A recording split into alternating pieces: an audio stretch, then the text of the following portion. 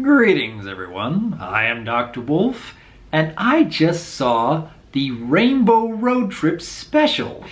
Almost even a TV movie, considering it went on for an hour and a half, but you take away the commercials, it's probably closer to about an hour and 5 minutes, maybe an hour 10. And yeah, this was interesting to see. I really hadn't expected any more movie-style animation until there was another movie, but hey, this kind of counts. I can see a lot of really creative designs put together in this. I mean, especially with the characters. It's not as good as the movie because the movie had a lot more going on in various different scenes. And to be honest, Rainbow Road Trip, it's a slow burn. It's very relaxed pace all throughout. And for some people that might be an issue, but for myself, yeah, it's actually nice. It's definitely a slice of life story through and through. And the movie had a bit of an opposite approach. I mean, they were trying to throw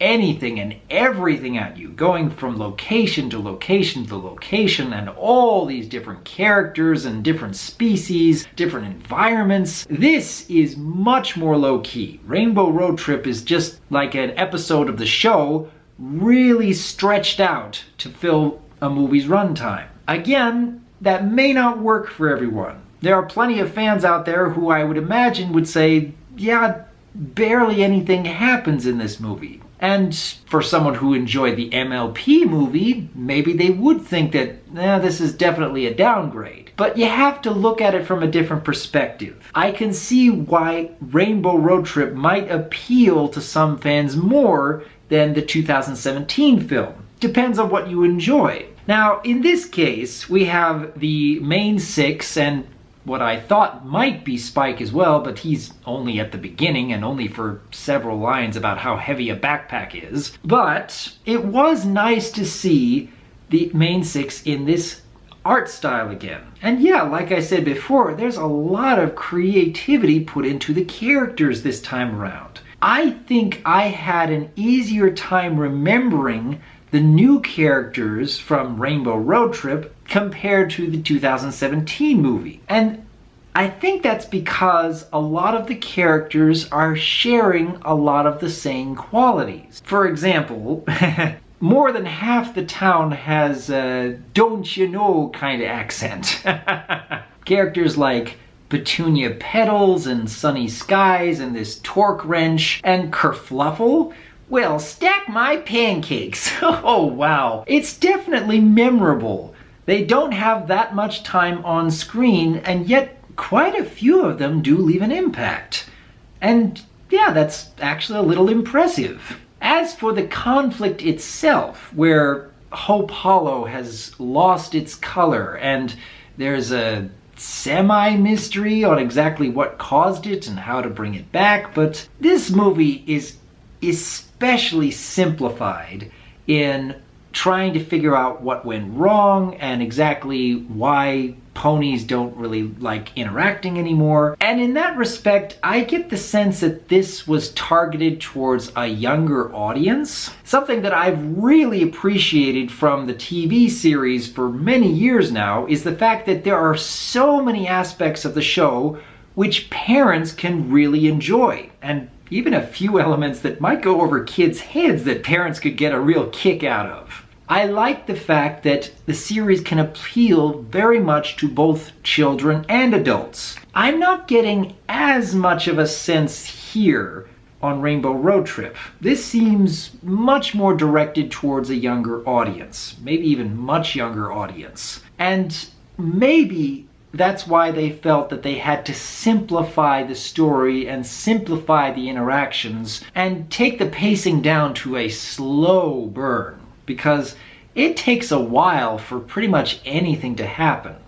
Each of the main six have their own characters that they're trying to encourage, that they're trying to show, hey, you used to enjoy this thing, you can enjoy it again, kind of thing. And yeah, that does make a lot of the story very predictable. At first, I was wondering, well, is there some pony here who might have ill intent?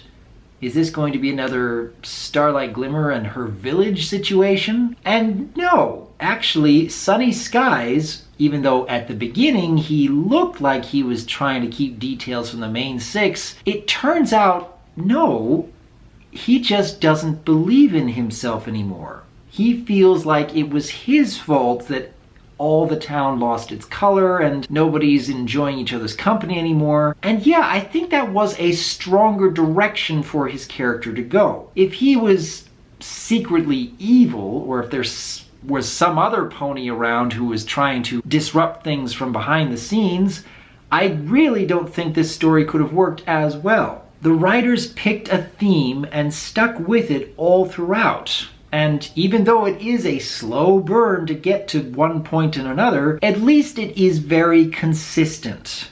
And yeah, I can actually appreciate that.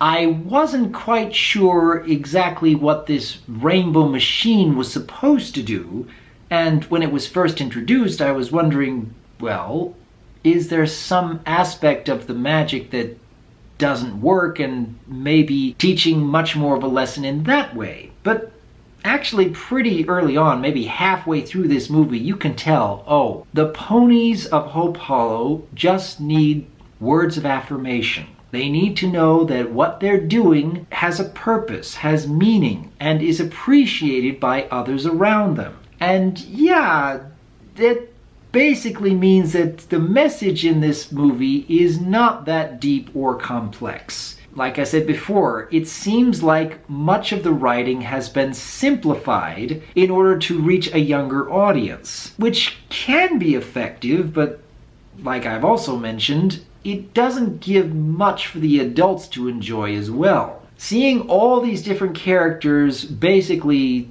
have to learn some very simple principles about even just saying hello and being polite, and yeah, it gets a little old after a while. I was hoping that there was more complex message down the road, but for what we did get, I think it was enjoyable because it's so relaxed and easygoing. And yeah, the character designs, even in black and white or a dull gray, you can tell it's actually really interesting, even before the colors show up. And at the end, when everything comes into color and they're having that final music number, everything just pops. It is really lovely to see. And the fact that I could tell that everything was so creatively designed even before that point, that really speaks highly of the animators here. And speaking of which, I believe this is the first MLP G4 project where DHX Media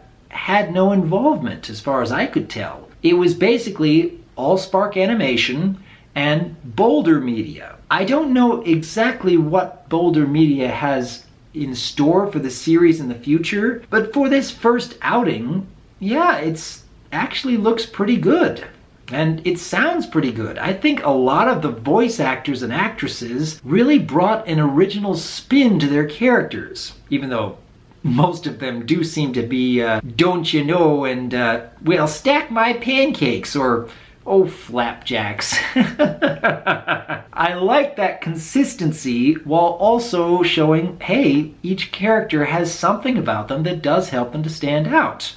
I think Kerfluffle even has an artificial limb. It's interesting to see all these creative design decisions. Now, with all of that said, is there much of a reason to go back and watch Rainbow Road Trip again? Maybe? The animation is really interesting and creative to see. The voice acting, yeah, it brought a little original creativity to it. And some of the music stands out. I think the first song by Sunny Skies, while progressing the story, really could have used a little more work on the lyrics. It's not that memorable in my opinion. However, the ending song, that actually sounds much more like an Equestria Girls song, with the more upbeat soundtrack to it. And yeah, I can see quite a few fans wanting to do their own cover of something like this. I was looking forward to the idea that maybe this could be a circumstance of some pony in the background having ill intent. And yet, when it turns out that it's basically Sunny Skies feeling that well, everything is my fault and all the rest of the town feeling hopeless. Yeah, I think Twilight called it hopeless magic. A simplified way of getting to the lesson, but still an effective one. I don't know exactly what they had in mind for the future of the series, especially if Boulder Media is going to be taking much more of a role in creating these kinds of specials and movies. But for a first outing, hey, I saw quite a few things that did work. As long as you enjoy that slow burn pacing in a movie. I don't know if there was that much that made me laugh. I think Pinkie Pie was pretty much the only one who could, in that her 99 bottles of soda on the wall, 6 times too many, and then leaving a little frowny face on the door to the bakery. That was creative. And then, oh, that's not me terrorizing. This is terrorizing. Blah. A fun little facial expression. Although that's something that I am also reminded of. I think the original series has much better facial expressions, even though Flash cannot be as bright and colorful as this Toon Boom program is able to show. So there's hit and miss throughout this special.